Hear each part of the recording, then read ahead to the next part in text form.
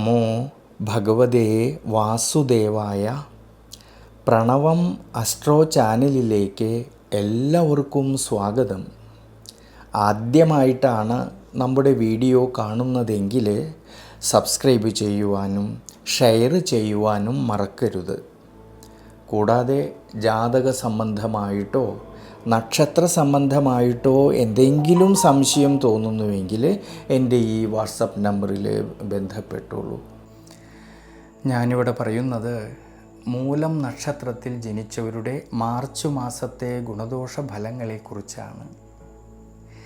ദൈനംദിന ജീവിതത്തിലാണെങ്കിൽ, പ്രത്യേകിച്ച് തൊഴിൽ രംഗങ്ങളിൽ വളരെയധികം ശോഭിക്കുവാൻ കഴിവുള്ള ഈ മൂലം നക്ഷത്രക്കാർക്ക് തൻ്റേതായിട്ടുള്ള അധ്വാനത്തിലൂടെ, തൻ്റേതായിട്ടുള്ള പരിശ്രമത്തിലൂടെ എല്ലാവിധത്തിലുള്ള സൗഭാഗ്യങ്ങളും നേടിയെടുക്കുന്നവരാണ്.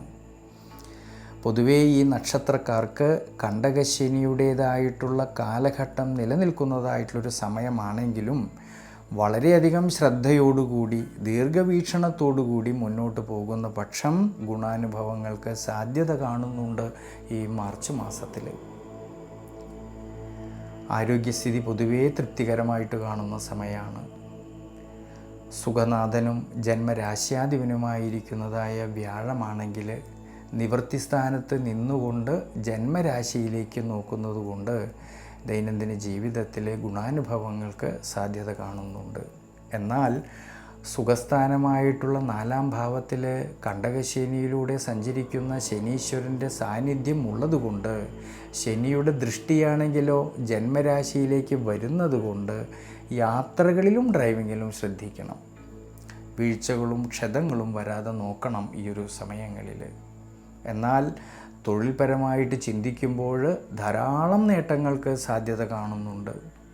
കർമാധിപനും നിവൃത്തിനാഥനുമായിരിക്കുന്ന ബുധൻ്റെ അനുകൂല സ്ഥിതിയും നിവൃത്തി സ്ഥാനത്ത് നിൽക്കുന്ന വ്യാഴത്തിൻ്റെ സ്വാധീന ശക്തിയും മൂലം സ്വയം തൊഴിൽ ചെയ്യുന്നവരിൽ, ബിസിനസ് മേഖലകളിൽ പ്രവർത്തിക്കുന്നവരിൽ, ഔദ്യോഗിക മേഖലകളിൽ പ്രവർത്തിക്കുന്നവരിൽ കർമ്മപരമായിട്ട് ധാരാളമായിട്ടുള്ള നേട്ടങ്ങൾക്ക് സാധ്യത കാണുന്നുണ്ട്.